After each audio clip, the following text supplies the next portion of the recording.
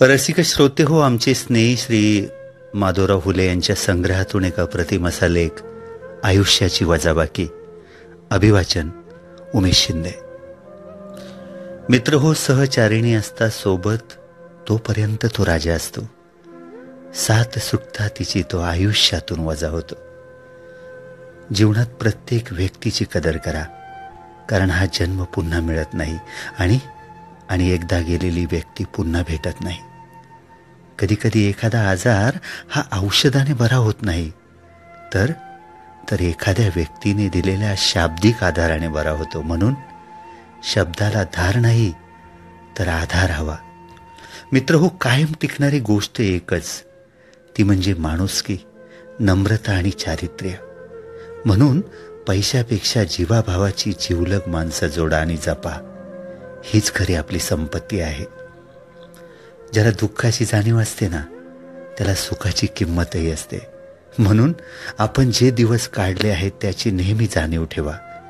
सुंदर चेहरा म्हातारा होतो, बलाढ्य शरीर एक दिवस गळून पडतं, पद सुद्धा एक दिवस निघून जातं, परंतु एक चांगला माणूस नेहमी चांगलाच राहतो बरं का.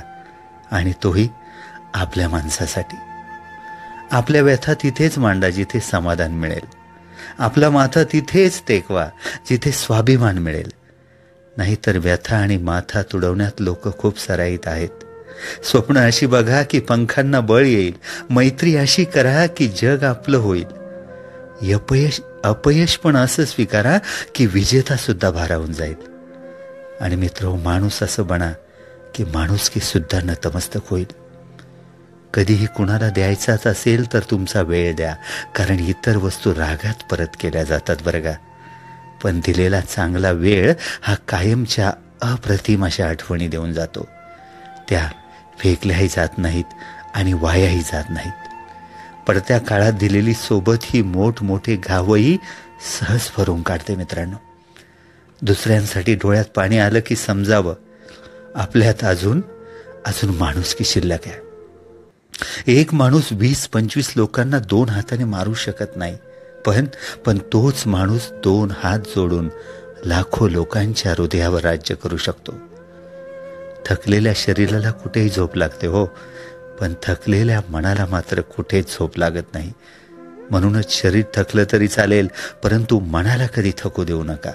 कितीही कमावून ठेवले तरी बाकी राहते शून्य, आणि संकटाच्या वेळी कामाला येतं ते आपल्या कर्माने साठवलेलं पुण्य.